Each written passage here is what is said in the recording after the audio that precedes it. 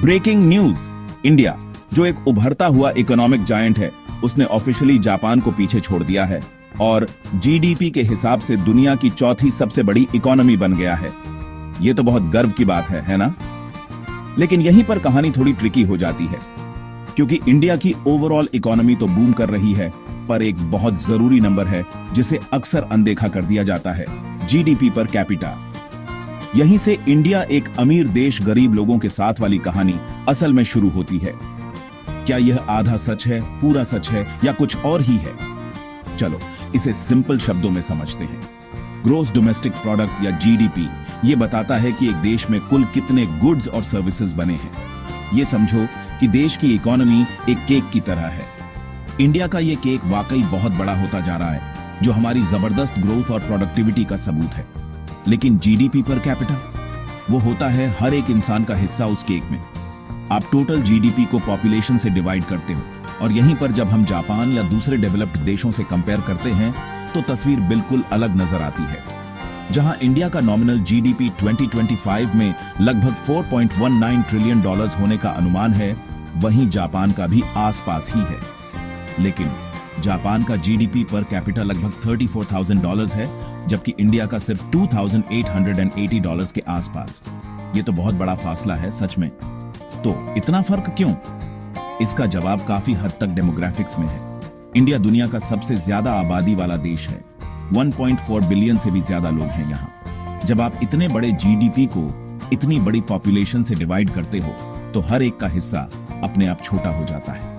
दूसरी तरफ जापान की पॉपुलेशन बहुत छोटी है और वहां ज्यादातर लोग बूढ़े हो रहे हैं। इसका मतलब है कि उनकी इकोनॉमिक आउटपुट कम लोगों में बढ़ती है, जिससे हर इंसान की एवरेज इनकम बहुत ज्यादा होती है। बात सिर्फ ये नहीं है कि कितनी वेल्थ बन रही है, बल्कि ये भी है कि वो लोगों में कैसे बंट रही है। और यहीं हम अमीर देश गरीब लोगों के साथ वाली बात के मेन पॉइंट पर आते हैं। इंडिया की जबरदस्त इकोनॉमिक ग्रोथ ने बेशक लाखों लोगों को गरीबी से बाहर निकाला है और बहुत वेल्थ भी बनाई है, लेकिन इनकम में असमानता अभी भी एक बड़ी चुनौती है। देश की ज्यादातर दौलत कुछ ही लोगों के पास जमा है, लेकिन ये मानना भी जरूरी है कि इंडिया की ग्रोथ कई मायनों में गरीबों के हक में भी है। Infrastructure development, social welfare programmes और अलग अलग सेक्टर्स में बढ़ती इकोनॉमिक एक्टिविटी से धीरे धीरे बहुत से लोगों का लिविंग स्टैंडर्ड सुधर रहा है। मिडिल क्लास का बढ़ना इसी प्रोग्रेस का सबूत है। तो इंडिया के लिए आगे क्या है? एक बड़ी इकोनॉमी से एक ऐसा देश बनने का सफर जहां हर नागरिक खुशहाल हो, उसके लिए कुछ खास चीजों पर ध्यान देना होगा। ह्यूमन कैपिटल में इन्वेस्ट करना, हमारी यंग वर्कफोर्स के लिए अच्छी एजुकेशन, हेल्थ केयर और स्किल डेवलपमेंट, इंक्लूसिव ग्रोथ, ऐसी पॉलिसीज जो इनकम के फर्क को कम करें और ग्रोथ का फायदा समाज के हर हिस्से तक पहुंचे। मैन्युफैक्चरिंग को बूस्ट करना, सिर्फ सर्विस लेड इकोनॉमी से हटकर एक बैलेंस्ड इकोनॉमी बनाना जिसमें मैन्युफैक्चरिंग मजबूत हो, जिससे ज्यादा जॉब्स बने। सस्टेनेबल डेवलपमेंट, ये पक्का करना कि ग्रोथ हमारे एनवायरनमेंट को नुकसान पहुंचाकर ना हो।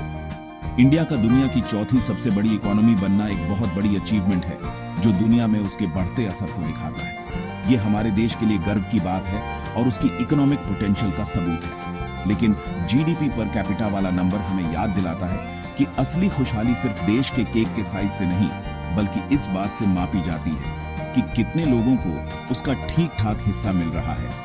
ये बातचीत इंडिया की सक्सेस को कम बताने के लिए नहीं है, बल्कि पूरी तस्वीर समझने, एक बैलेंस्ड नजरिया अपनाने और सभी नागरिकों के लिए इंक्लूसिव ग्रोथ के रास्ते पर फोकस करने के लिए है। इंडिया के इकोनॉमिक जर्नी पर आपके क्या विचार हैं? नीचे कमेंट्स में मुझे जरूर बताना। अगर आपको ये एनालिसिस इंसाइटफुल लगा तो लाइक बटन दबाओ और ऐसे डेटा ड्रिवन इनसाइट्स के लिए सब्सक्राइब करो और नोटिफिकेशन बेल भी बजा देना। ये वीडियो उसके साथ शेयर करो जिसे ये पूरी कहानी सुननी चाहिए। देखने के लिए शुक्रिया और मिलते हैं अगले वीडियो में।